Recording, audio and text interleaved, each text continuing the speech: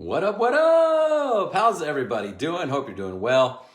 Guys, yesterday, if you missed it, I had a sweet webinar with the lighting boss himself, Ryan Jaso. And if you registered for it and you were on live, then you should have already received the recording as well as a really cool bonus that we emailed out.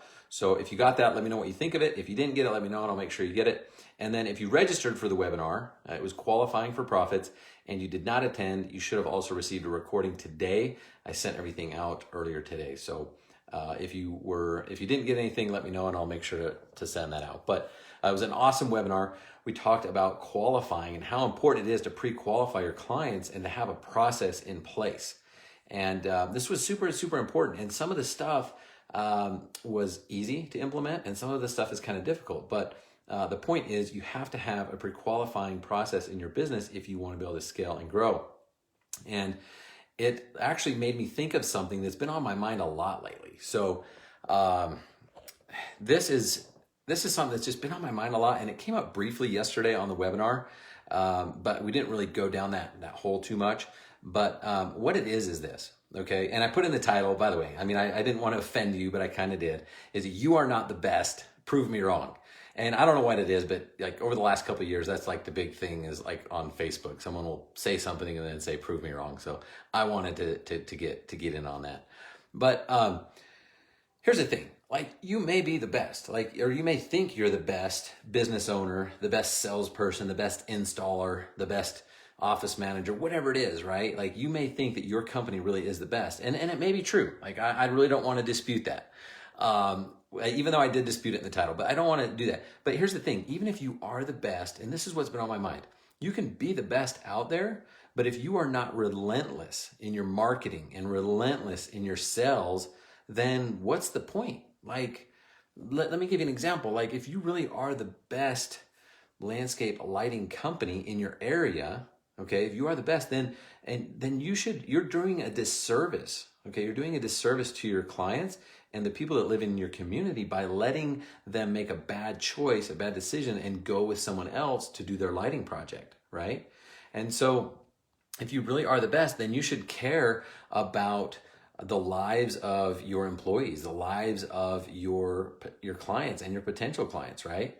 And you should do everything in your power to make sure that they know you're the best, okay? Because you might be really the best lighting designer out there. You might be the best installer. You might really have the best company out there, 5-star reviews, everything else. But if you're not relentless in convincing people of that and showing them why you're the best, then they're going to go with someone else. And honestly, like that's your fault. Like that's your fault that they're going with someone else. And so I bring this up because a lot of business owners out there, a lot of people, like no one really talks highly of sales reps, of salespeople, right? Like anytime I get into a conversation and I talk about closing the deal or anything that has to do with sales, people are like, well, you know, I don't want to come off as a used car salesman. Like, I don't know why that's the go-to. Like you can't be good at sales, but not be a used car salesman. I don't know. Like people think if you're good at sales, then you're just a used car salesman. I don't know where that came from. I don't know why that's still going around, but it kind of drives me crazy because like, honestly, if you really are the best, then you need to be good at sales too. Okay. Selling is convincing people. And it's not convincing them to do something they don't want. It's helping them make the right choice.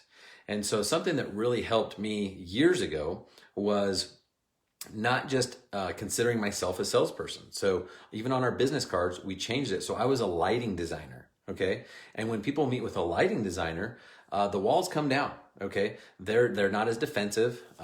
They feel like they're meeting with a designer, not a salesperson. So they feel like they have the freedom to make good choices and stuff like that. So I highly recommend not calling yourself a salesperson because like I said, for whatever reason, people associate salespeople with the dirty car, low or used car salesman. I hate that, right? Because there's my finger. That's what my finger looks like. But I like sales, okay? And I like it because I'm able to help people make the correct decision. And you could have the best company, the best product, the best service, the best lights, the best design. You could be the best at all that. But if you're not really, really good at marketing and really, really good at sales, then they're probably going to go with someone else, right? And if they go with someone else, then they're not going with you. And if they're not going with you, they're probably going to have a bad experience. So one thing that helped me was calling myself a lighting designer instead of a salesperson, and then also changing my mindset, just flipping it. So I was an advisor, okay? I was a helper. I was a trusted advisor there to guide them, to help them make the right choice. And when you go in with that mindset, it's so much easier to close the sale, right? Hey, what's up, Troy? How you doing, man? It's so much easier to close the sale because you don't feel like this dirty used car salesman, right? You're literally there to help them out. And everyone has a great feeling helping people out. Like, you feel good about it and you feel good that they made the right choice. And again, if you really do feel like you're the best and that your competitor, that they're going to get screwed, then why wouldn't you try to overcome one or two objections to make sure that they are making the right choice? So for example, if you give them the quote and they're like, wow, that's just a lot more, we need to think about it. It's more than we thought, whatever. Well, I mean, you could just be like, okay, no problem. I'm not a salesperson, so I'm just going to let them think about it. Okay, that's what most of us do. Or you could go, guys, I totally understand that you want to think about it. Okay, and that makes sense. Like, most of us don't like making big choices on the spot. But listen, I really, truly care about what I do. I'm very passionate, as you guys can tell. I want to make sure you guys are making the right choice. And I want to make sure we cover everything today. So is there anything, what is holding you back from making the decision today? Okay. And when you do that, that's just one way of overcoming an objection. All they're going to do is talk about it in front of you and say, well, they could say a variety of different things, of course, but they could say, well, we're just not used to making big decisions like this on the fly. We normally like to talk about it. No problem. I totally understand. And it is a big choice. And I want you guys to make the right choice too. So I'll be out in my truck and you guys can take as much time as you need. I want you guys to be able to talk about it. And then just come get me when you're done, right? And you're not even asking their permission. You're just kind of going out to your truck, right? And so if you were to like, well, would it be okay if I went to my truck? They'd be like, no, don't do that. Just come back another day. But again, if it's how you word it, and if you go out there, they'll talk about it and come get you and say, okay, we're ready to go. Or they'll talk about it and discuss what their objections are, and they'll come get you and they'll say, well, we just didn't think it was going to be that much money. Okay, no worries. What did you guys want it to be? Because we can work that out today by just simply eliminating a few lights, right, from your job. So my point is this. You have to be relentless. You have to try to overcome a couple objections. You have to be there with the right mindset and there to help them.